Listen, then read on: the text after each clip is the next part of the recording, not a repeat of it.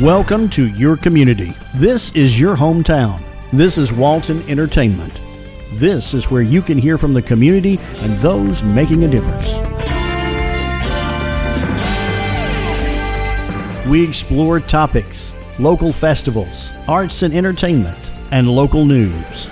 For this program and much more, visit us online at yourlocalstream.com. That's yourlocalstream.com.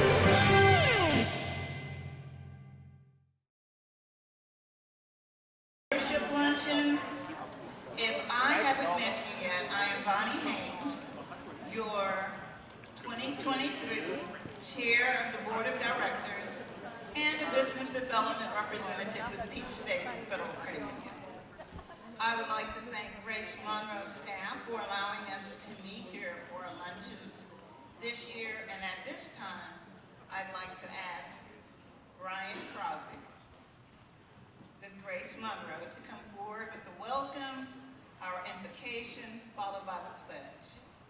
Please stand.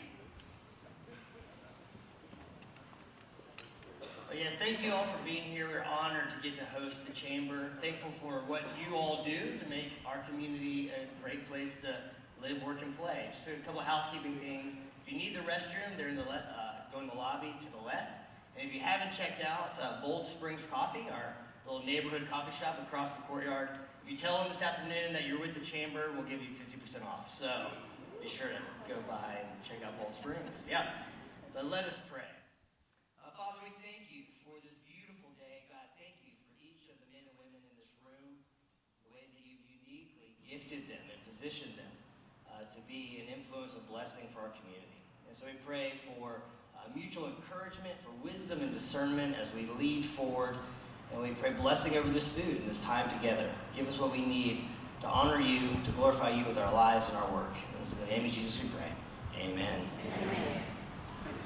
I pledge allegiance to the flag of the United States of America and to the republic for which it stands, one nation, under God, indivisible, with liberty and justice for all. You may be seated. Thank you. So we would like to thank our sponsors today, Jenny's Custom Embroidery, PSP Group, and State Farm, Patty Souther. I will give each of them the opportunity to come up and say a few words. Jenny with Jenny's Custom Embroidery, followed by Eli Luciana with PSP Group, and then Patty Souther with Patty Souther State Farm.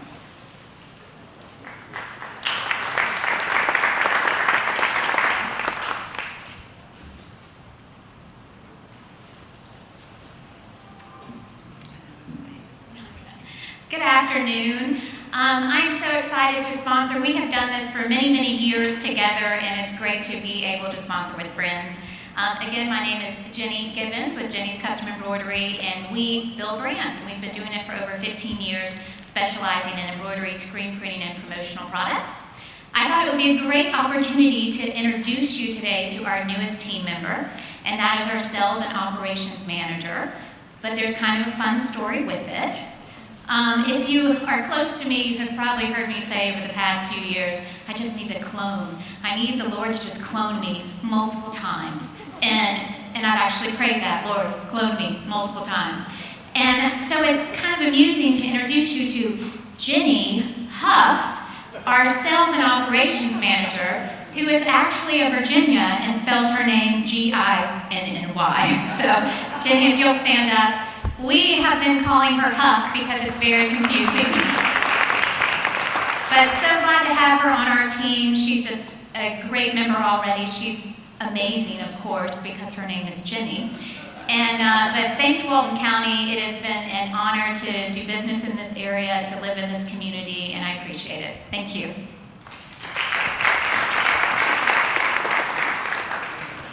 Gonna jump? I don't want to trip.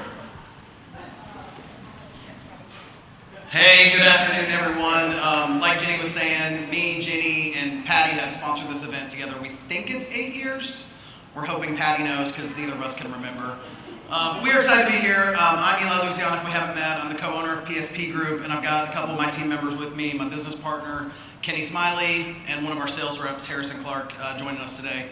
So if you don't know what we do custom publishing for chambers of commerce and marketing as well. We work in about 5 states, but all 3 of us call Monroe home and Walton County home. So we are excited to be here today. If you don't know, we are currently in ad sales for the Chambers magazine right now, and we are actually closing out today. So if you have not talked to us, feel free to talk to Harrison, Kenny, or myself, or respond to Sarah, who wasn't able to join us today as well. We're excited for another great publication, and thank you for letting us sponsor today.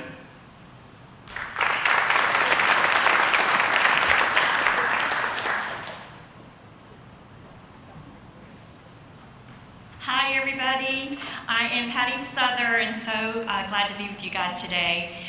Thank you Brian and your whole team for allowing us to be here today at Grace Monroe. We have, let's just call it 8 years. We don't really know how long we've been doing this, but it is a pleasure to always have our sponsors, our little group.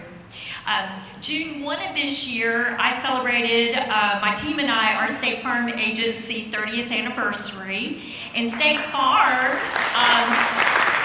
on June 7th, celebrated 101 years here in America. State Farm continues to be the #1 in the entire country for home and auto insurance. And once again, State Farm Life Insurance was ranked #1 by J.D. Power Life Insurance Study for customer satisfaction. In addition to State Farm products, we also offer Rocket Pro. I'm a Rocket Pro mortgage loan originator, and then I have 2 professional designations. I'm a retirement income certified professional, and it's a mouthful, chartered financial consultant. And so we'd love to help you plan for your life insurance needs, your retirement, and also your investment needs. We have an office motto, and Susan is our talented artist, and it says when you walk in our door, we protect the things you love and the ones you love. In addition to our wonderful customers that we're so honored to serve, the very best thing about this State Farm agency is our fabulous team. Would you guys please stand? Susan Blair, Allie Izquierdo, Allison, Kimberly Cosby, and Chandler Farmer. They help us do our everyday deal for you guys every day. Joy Chick is back home answering the phone, so we can all be here. And Jane Scott, many of y'all know Jane. She has a golf addiction, so she's out playing in the golf tournament today. But if you want a professional review of your insurance or of your financial needs, just give us a call. On the table, there's some forms. You can just leave them on the table if you'd like a quote. But thank you, Walton County, for being good to us, and we hope you all enjoy your luncheon.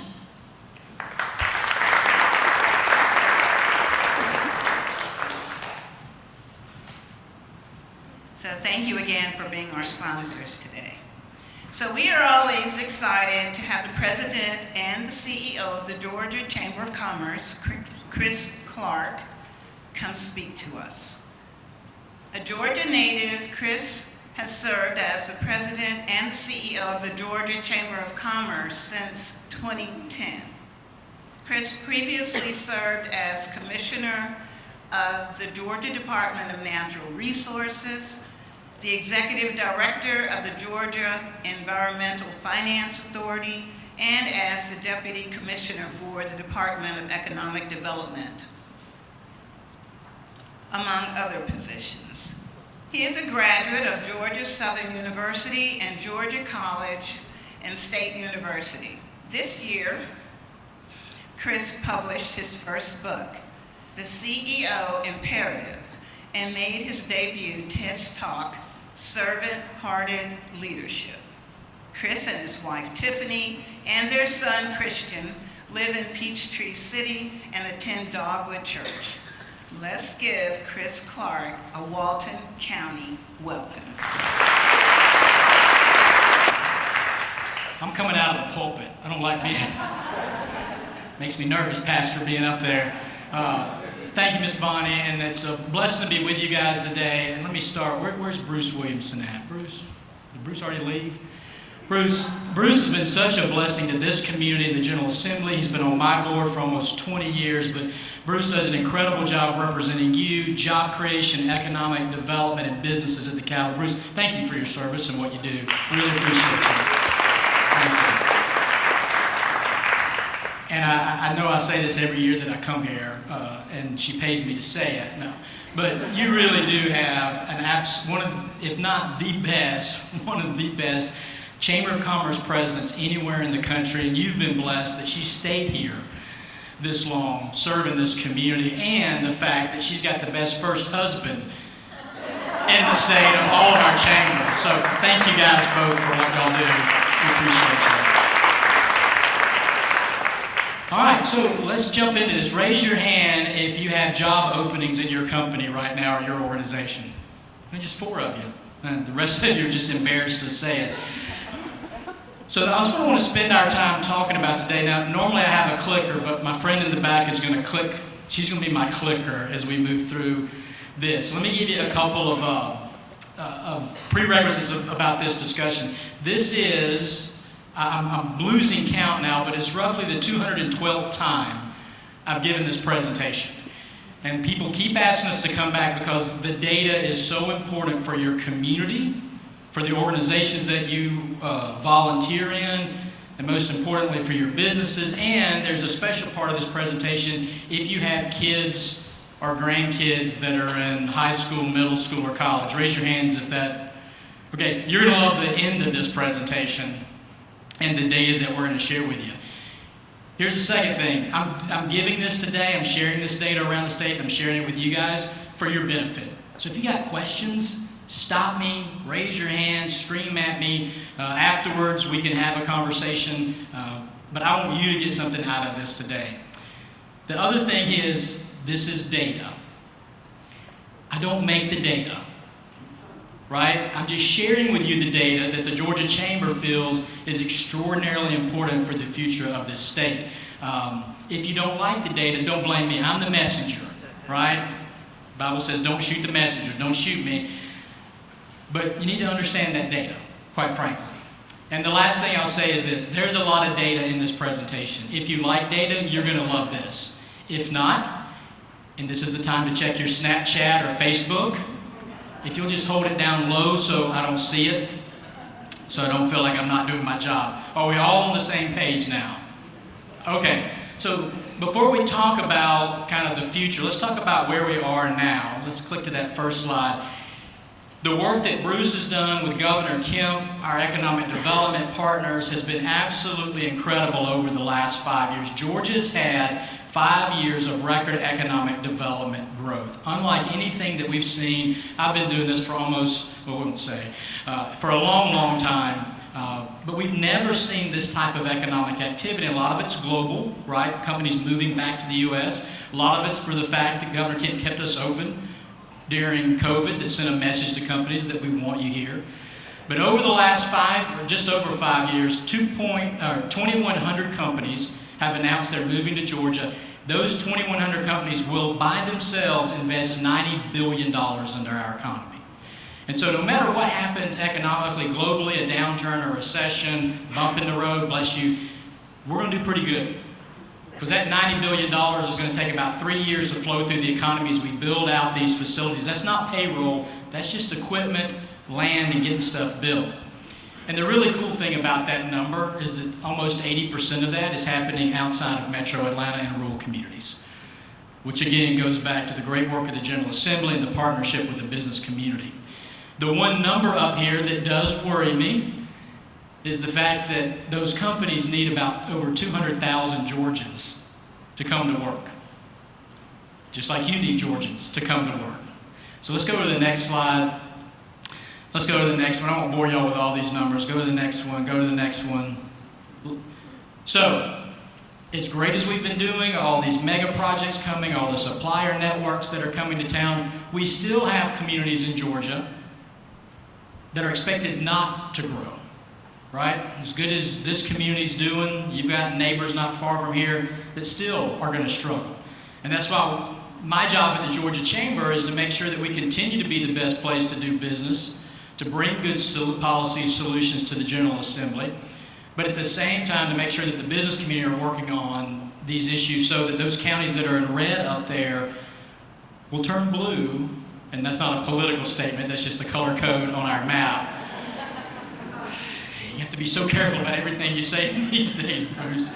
But you can see, if I showed you this map 10 years ago, pretty much everything south of I-20, with the exception of Atlanta, would have been red and a job loss. So we really have turned the corner, things are going well. So our formula is a formula that we think communities need as well. So let's look at the next slide.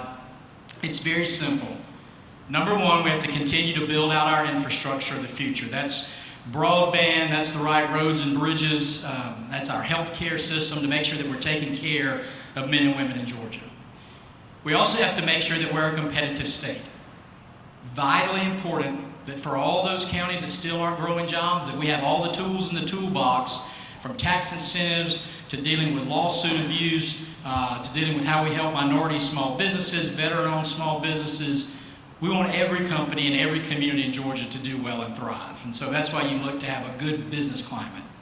And I could spend hours talking about both of those, but where we really want to focus is this number one issue for every Georgia business that we survey, that we talk to, that we go meet with, and that's this war for talent, right? You've all experienced it over the last couple of years, and we started putting this together for the business community, and something interesting happened.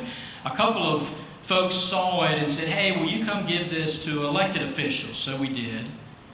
And then the chancellor saw it, Bruce, and said, you need to go give that at every college campus in Georgia, which we're doing, and then we're giving it on every technical college. Now we're sharing this presentation with our school systems as well. And so this data, what we're finding is important for business, is important for everybody. Primarily because there's a lot of misinformation, and that's a shock, misconceptions about what's happening and why people aren't working and what the future looks like, right? You all heard about the Great Resignation. It wasn't so great, right? Nobody celebrated that out. But quite frankly, it was 2 years of pent-up demand to change jobs. It wasn't a movement of some sort. So let me explain to you exactly what is happening in the workforce so that you can start thinking both from a business perspective and a local school system about what you need to do long term. So let's go to the next slide. There are 3 problems that we're dealing with in Georgia, and quite frankly, this is global, but I care about Georgia, right? Number one, there's a labor participation problem. The number of folks that should be working, they ain't working, right? That's number one. We'll talk about that. Number 2, those young men and women that are getting ready to go to work, they're not prepared. I know that's a shock to some of my parents of teenagers out there, which I got a 17-year-old senior at home.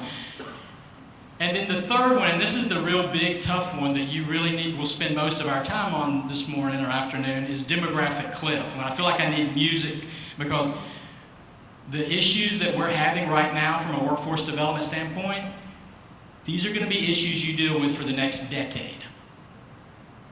All right? That's the bad news. This is not going away anytime soon. So let's start off by unpacking the participation problem, because I think this is one where the community can engage quickly and start really making some plans and efforts. So let's go to that first slide. There's a lot of data up here, but here, I'll explain it real simple. Does anybody remember pre-COVID? A few of you. So pre-COVID, for every 3 job openings in Georgia, only 1 person was looking for a job. Got it? 3 to 1. It was tough, but y'all really didn't complain about it too bad. A little bit, but not too bad. In June of 2020, when COVID was raging and a lot of people were working from home, we had 2 job openings for every 1 person. So all those people said they couldn't find a job, we had jobs. Last summer, I had 4 job openings for every 1 person looking. Today, it's 3 to 1 again, and it will be 3 to 1 for the next decade. Again, that's the bad news part of this conversation. Right now in Georgia, there are 3.2 million men and women that are of working age that don't go to work every day. 3.2. Some of you are old enough to remember we only had 3.2 million people in Georgia, right? So let's talk about who's not working. All right, let's go to the next slide. In 2000, how many of you, 2000, how many of you had a job? Yeah, so in 2000, about 70% of Georgians that were old enough to work got up and we went to work every day, and we're proud, whatever it looked like, we went and did it. Today, it's only 62% and falling. We've lost almost 10% of our workforce in the last 2 decades. So there's a few different groups let's talk about. One of the big groups that really concerns us is women that have left the workforce. And there's a couple reasons here. Anybody want to guess the first reason why women have left the workforce? Lack of daycare. I have thousands of daycare job openings in Georgia right now. Now, for those of you that have gray hair like me, I think you can relate to this situation. So my mother did not know where I was from 1978 to 1988. She got up and went to work and said, "Good luck, see you tonight." I ate at neighbors' houses, rode my bicycle to town to the Dairy Queen. We could free range. And we were all just fine. But we don't free range kids anymore.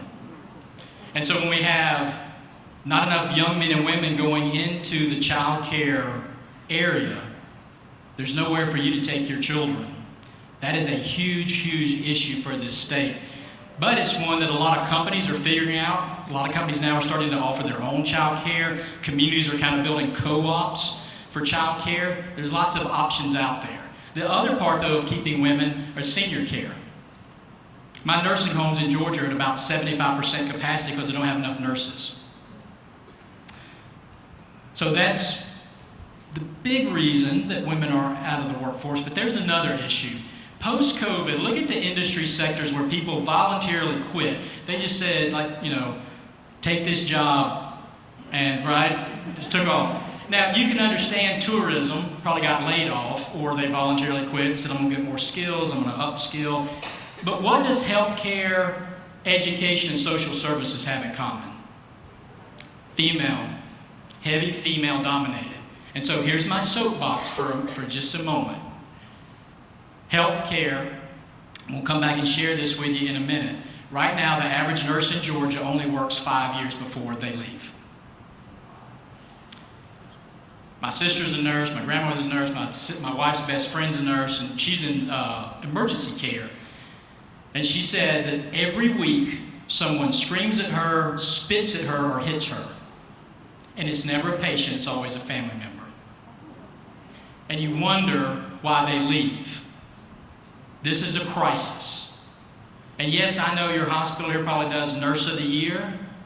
You need to do something as a community to restore respect and dignity about how you treat them. Because none of you, maybe a couple of you might be qualified. I'm not qualified to care for the next generation that we're going to need in nursing.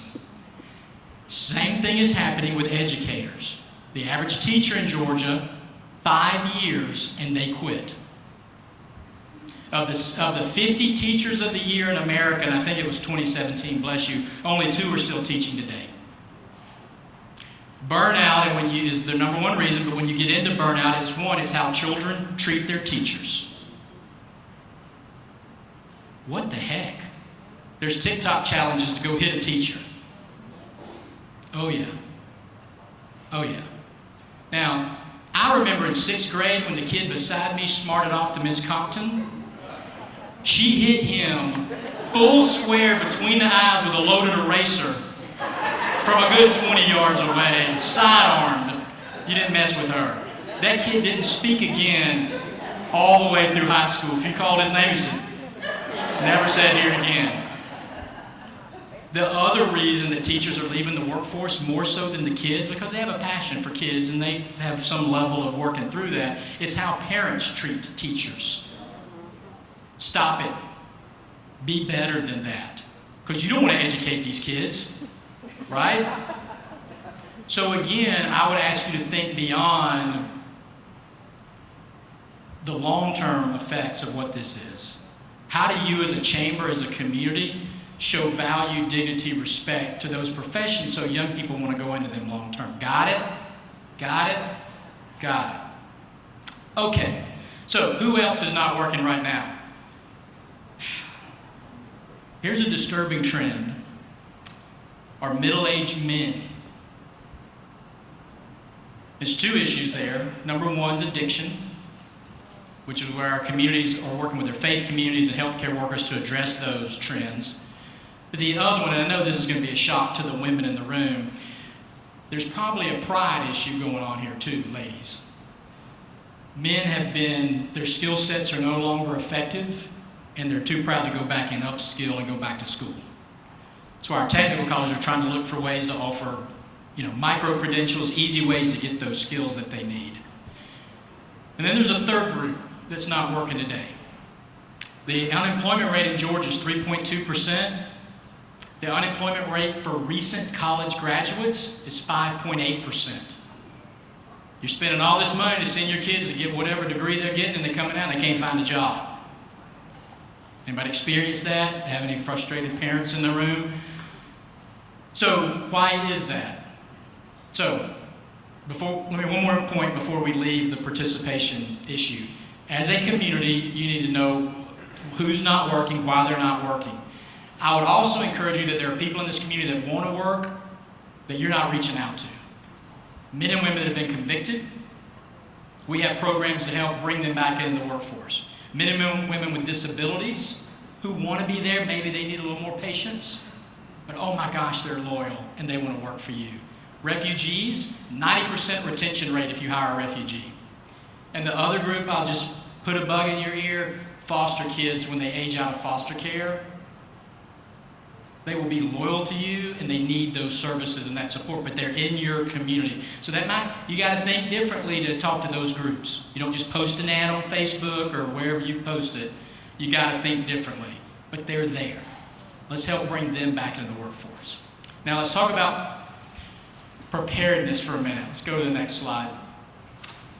So here's the interesting thing. I kept hearing businesses tell me kids aren't prepared when I'm hiring them. Young men and women aren't prepared to be here anymore. Then post-COVID, it got worse. And so we started trying to figure it out. And then college professors started telling us kids are much less prepared to be in class than they were 5 years ago.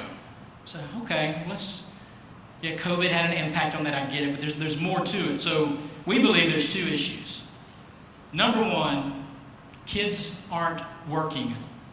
How many of you had an after-school job growing up? Summer job? No more. Nationwide, 40% of our high school students will graduate this year never having worked a day in their life. Which means they've never been yelled at, never been late, Kenny, never had to cover for somebody, never had to work overtime, never developed any of the skills that you all developed in high school that made you a decent college student, maybe not a great one, but a decent college student, and a work ethic. Holy cow, what has happened to the work ethic? We need a national effort to restore the value of work in this country. So these young men and women can get in. Now some of this you got to work on. Internships, apprenticeships, hiring. We knew young men and women this year that came home from college in Peachtree City. You couldn't find a job in town. People were unwilling to hire them, and the guys were saying, well, you're only going to be here for 8 weeks. Dude, that's an 8-week investment in the future for you to figure it out how to get them in and keep them, right? That's on you. So figure that part of it out. So we got to get now. I've asked the state school board, and I've asked every school board that I've spoken to, you can actually do something about this. You can require real-world experience from every kid graduating from your high school. University of Georgia, Jerry Moorhead just announced every kid that graduates from UGA from now on will have to have real-world experience before he gives them a diploma. Every college ought to do that. Every high school ought to. In the Midwest, high school after high school after high school. And it's not all working part-time, right? It might be an entrepreneurial program. It might be a skills class. It might be an apprenticeship. It might be a job shadow program. There's ways to do it. But it's got to start with your community and your school board locally to do that. Got it?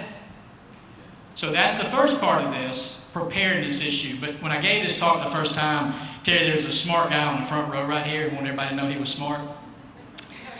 So he had a comment about everything. He says, well, the reason they're not working is they are getting their academic credentials in place. And I said, well, that's bull. Let me show you the next slide.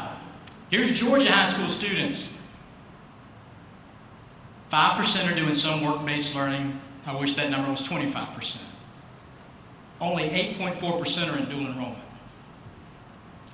And we're talking about scaling back dual enrollment, which I don't think is the right approach. I appreciate the General Assembly this year actually allowed critical skills, Bruce, to get more dual enrollment, right?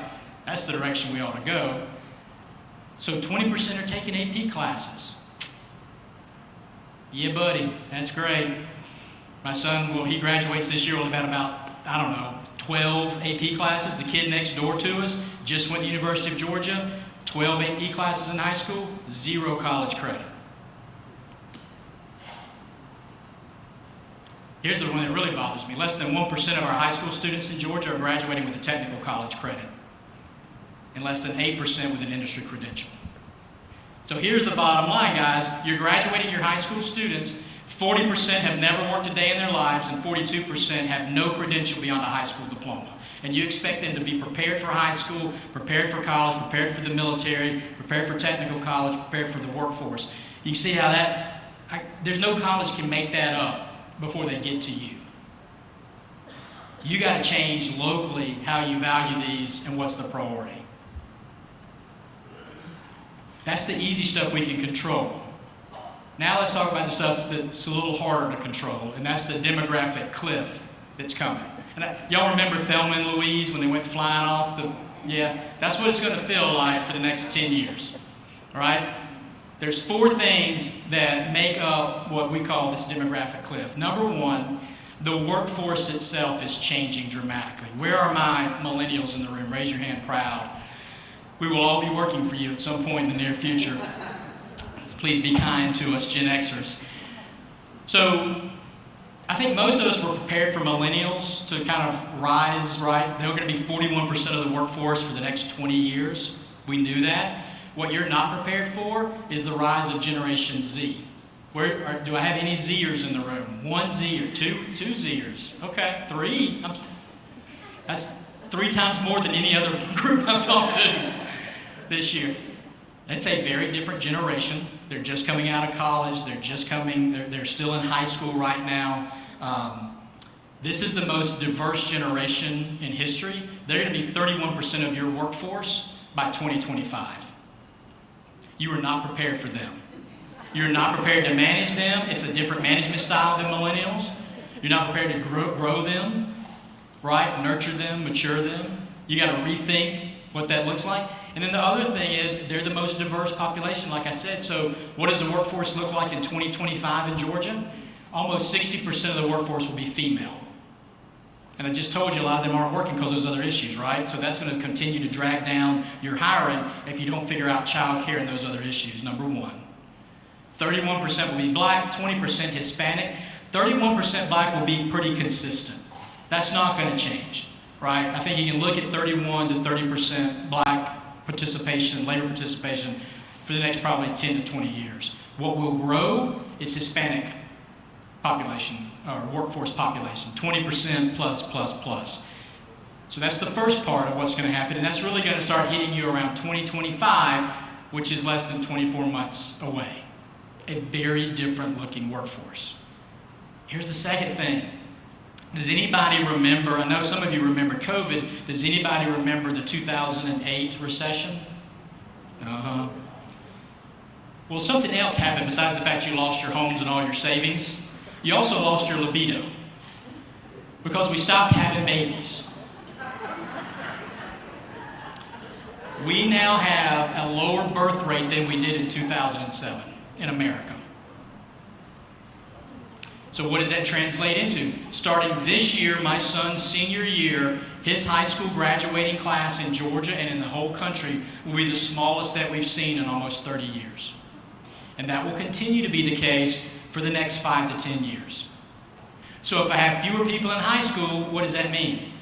Have fewer people in college, technical college. And what does that mean? It means fewer people for you to hire. Estimates say, some experts say, that 20% of American colleges will have to close in the next 10 years. Shrinking class size is a huge issue and burden for us. And then where are my baby boomers in the room? Woo! You had a good run. As much as we did, it's been a good time. See y'all later. All right. 73 million baby boomers will all be retirement age by 2030. The biggest generation in history will leave the biggest workforce holes in the world because we have not trained up, nor do we have enough people to fill those holes.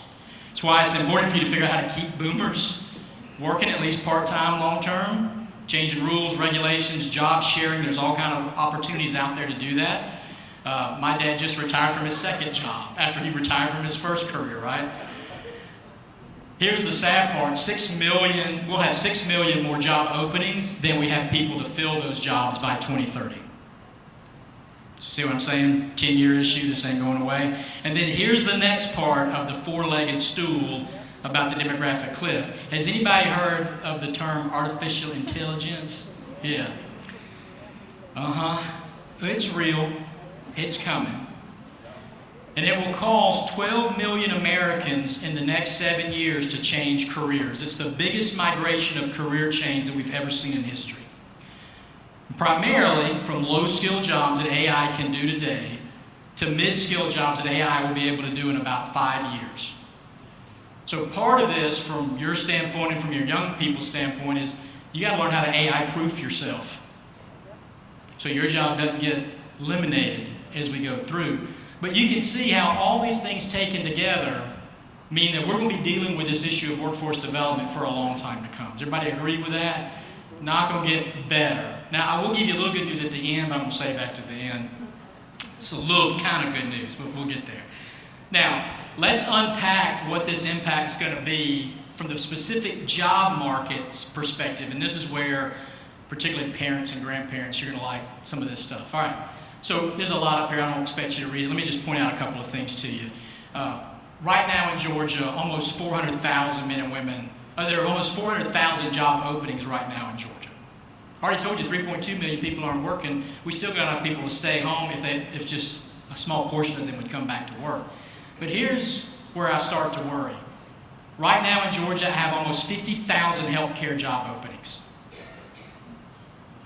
By 2028, I'll have 61,000 healthcare job openings. By 2030, I will have 100,000 healthcare job openings in Georgia.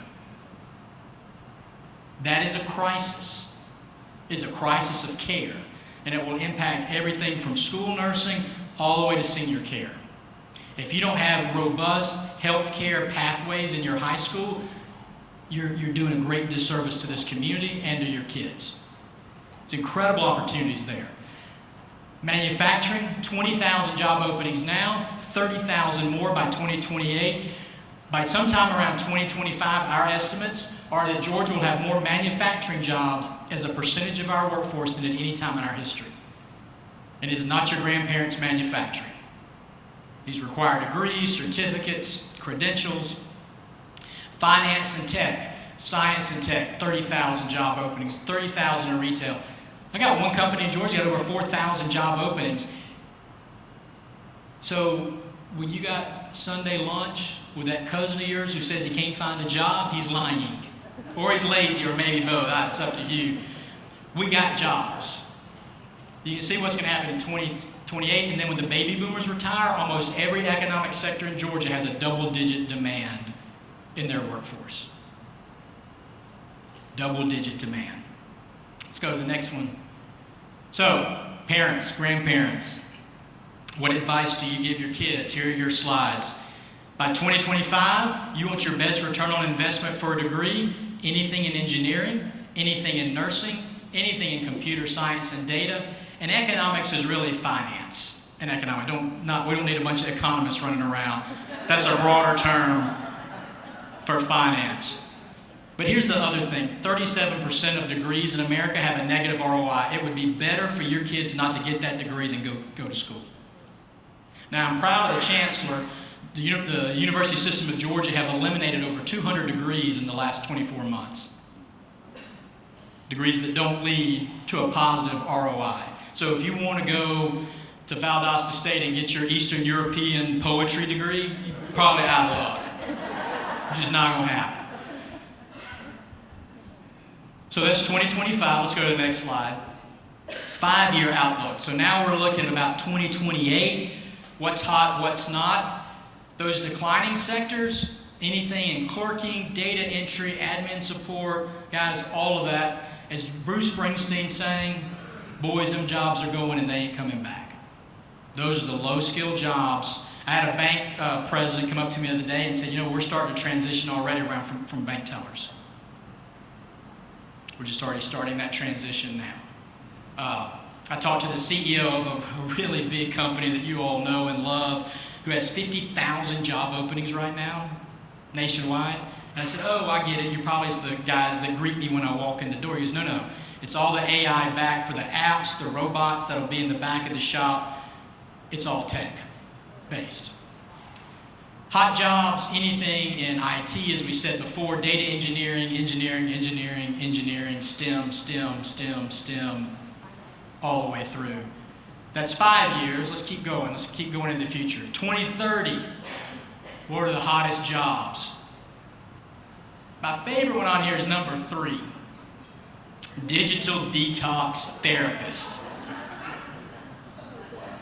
It sounds funny, but let's be quite honest with each other. We have a mental health problem in this country with our young men and women, and maybe some of you too, because your addiction to 3 screens. I gave a speech to a group of mayors last week, this same talk, and one of them right here, literally while I'm talking to him, he's got 3 screens set up in front of him. I was like, dude, get right here, just right here, give me 5 minutes. Take a look at some of those other ones. But even as high-tech as all that is, I still need CDL drivers, right? Walmart today is hiring 19-year-olds to drive semi-trucks and paying them $130,000 a year. Now, most of you are thinking, that's a lot of money, and maybe I should switch careers. I'm thinking my 17-year-old wrecked my pickup pulling out of the driveway. I don't want a 19-year-old driving a semi-truck, but that's where we are right now. Let's keep going. By 2035, here are the degrees that my businesses are telling me will be in the most demand. Again, if you're in the back of the room, you can't read it. Again, engineering, computer science, health, biotechs. That's going to drive this economy long term. But here then is the other problem that we're facing, primarily because of all of our very highly skilled retiring baby boomers. We have spent 20 years telling every kid in Georgia they need a 4-year degree, which is really about a 5 or 6 year degree, let's be honest. And we have lost maybe 2 generations of skilled tradesmen. Look at this next slide. Those skilled professionals in flooring, anything in mechanics. I had some genius the other day said, well, we're all going to drive electric cars and we won't need mechanics. I said, dude, it's not a magic carpet. It's still got parts that move and somebody got to fix it at the end of the day. Guys, you need as a community, particularly those of you that are in the skilled trade professions, construction, and some of these other areas, you need to be in the high schools talking to kids about the value of these jobs and the fact that if they'll go to technical college, get this degree or certificate, they'll make 6 figures in 5 to 7 years and they'll own their own company. You're not doing a good job as a community of telling them that story. And parents, you're horrible at it. Because heaven forbid my kid goes to technical college. Well, heck, I got kicked out of technical college when I was a kid. These are great jobs. These are the jobs that are going to make this state run. These are small businesses. These guys are going to fix the roof, build your house, fix your plumbing. We're losing all of those skilled professions. 40% of all skilled professionals in America will retire in 2030. 40%. I had a lady the other day came up to me afterwards and she says, I want to talk about what you talked about. I said, yes, ma'am, what you want to tell me? And she says, you're right. I said, well, okay, can we narrow it down a little bit? And she said, about plumbing. I said, okay. She says, I've been waiting a year for a plumber. I said, I don't think I could have waited that long for a plumber, but she was still waiting. So, where's the bright spot in all of this? So let me leave you with a little homework here and a little bit of thinking. So, has anybody heard of Generation Alpha? You're about to, because they're here. Generation Alpha was born from 2010 through the end of next year. So they're in elementary school right now, and they're starting to get into middle school. The good news is this will be this generation is actually bigger than the baby boomers. That's the good news. Good news is they'll be in college starting around 2030. They'll still be in college come 2043. They really won't come into the world. I don't know if I landed exactly like that, but that's fine. But they're not going to start coming into the workforce until 2035. So that's why I tell you this is a decade problem, right? They're out there. Here's the bad thing I got to tell you. The silent generation, all my boomers in the room, all us Xers, the millennials, and the Zoomers, all 5 of those generations, the U.S. produced one of the top populations of those groups. But Americans quit having babies in 2008, remember? So where will this generation be born? Be born in India. They'll be born in China. And they'll be born in Nigeria. By 2040, Nigeria will have a larger population than America. Malaysia, Indonesia are next. Americans come barely in the top 10 for producing alphas. So fixing our immigration program in this country has got to be a priority. But here's my argument to you. We do have our own alphas. They're coming. They're just going to be a smaller group. How do we train them to AI-proof and be more productive? So here's what you need to know about them. Terry, I'll land this plane really quick. No, can we go back real quick? They're hyper-connected. Here's what you need to know. They're hyper-connected. They have no attention spans. Got it? They're very independent, but you locked them away for 2 years, and they have no socialization skills whatsoever. They are extraordinarily visual, but they have no creativity. What was your favorite gift growing up at Christmas that you got? Somebody yelled out. Etch-a-Sketch. That's a great one. Legos. Light Bright. What do all those things have in common? You're making stuff. You're building. You're creating little worlds. I asked this question recently. Kenny, there was a guy right here. He said, the stuff that the box that the stuff came in. I'm like, that's right. My sister and I made all kinds of stuff out of those boxes. Instead, kids are being given iPads at 1 year old, and everything is already created for them. That's going to hurt us from an entrepreneur standpoint for lack of creativity. And then obviously they've got mental health issues because of the technology they bring in. So what do we do about it? Let's go to the final slide. I'm asking every high school, every elementary school, every college professor, these are the skills, no matter what the degree is, these are the skills your kids need to be productive for you when they come to work for you in 10 years, right? Data literacy, critical thinking, empathy, how to work with each other, heaven forbid, how to be motivated. Teenage parents, let's have a hug up afterwards. Understanding the influence of social media, misinformation, the right from wrong, good from bad, because kids are not getting this at home. And so I'm having to ask teachers to do it. But I would encourage you to think here from your leadership programs or the programs that you're doing in the community, what can you do to drive home these skills so that your kids and grandkids are not out of work in 20 years because a robot took their job.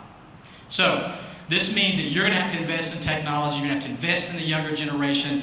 You're going to have to go into our high schools and middle schools and tell these kids about the opportunities that exist in Walton County. Because they don't know. I gave this talk up the road here in Jefferson, and these 2 young women came up afterwards. It was a college and career academy. And they were arm in arm, best friends forever. And she said, thank you so much, you just changed her whole life. And I said, oh, that's good. That's a good speech today then. I said, how did I change it? She said, we're going to be nurses. I said, thank you so much. We need nurses. She goes, yeah, but we were going to go to North Carolina and be nurses. I said, well, why was that? She goes, we read an article that they needed nurses in North Carolina, so we'd applied to a college in North Carolina already. No one has ever come to our school and told us we need nurses here. And I thought, you know what? I don't know that I've ever told my son that. I don't know if we had that conversation around the kitchen table. We're not educating our kids about the opportunities in our own backyard. That's your homework. That and maybe make some more babies along the way would be great. I hope that does not get us in trouble. I feel like that's the right way. I'll stop here. I know Terry's got 5 minutes to wrap things up. Any quick questions about any of this? Probably lots of questions. I'll stick around afterwards for a few minutes. Let's do one more. Yes, ma'am. One more slide. My TED Talk is actually on my website. It's chrisclark.faith. Pretty easy, or the CEOimperative.faith, and it's there. And then if you like this information and other data that we provide about workforce development infrastructure, you can just download our quarterly updates and connect back to us that way. Thank you all for listening to me. I hope this helped you a little bit today. Thank you. God bless. Okay, I've got to come up here because I have too much stuff in my hand. Chris, that was awesome. I mean, not the bad news, but, you know, thanks for being honest. Tell us what we need to know. Just a few announcements really quick. So we have our drop-in member appreciation luncheon. That is September the 28th. Make sure that you RSVP for that so we have enough food for you. October the 4th is our coffee connection. That's at Flourish Salon. Our next lunch will be the 3rd Thursday here, not the 2nd Thursday in October. It is the 3rd Thursday, which is October 19th, because the 2nd week of October is fall break for my school folks back here. We'll save the date for the October 21st, 5th annual Battle of the Burgers. And raise your hand if you are going to be with us tomorrow. Raise it high. Okay, y'all see all these hands raised. We are embarking, Kevin forgot almost, that day that got you off track, right?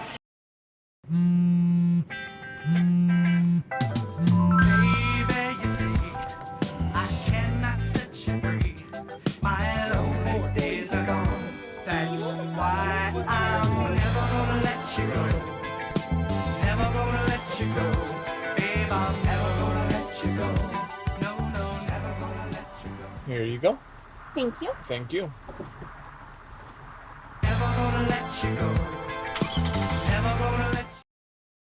First, they said cigarettes were safe. We know how that turned out. Now, they say they didn't market e-cigarettes to teens. Fact, more than 1 in 4 high school students are vaping, and 80% say their first e-cigarette was flavored.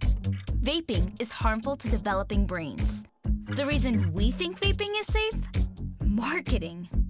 Same lies, different day. Tell Big Vape to quit lying. To me, the most important thing about being in the human race isn't winning. It's participating. Living life to the fullest. Emphasis on living. This is what makes life, life. Yet how much of life are we willing to miss out on? Untreated hearing loss affects our mobility. It increases the risk of falls by 50%. Good hearing health is essential to staying engaged and doing what we love.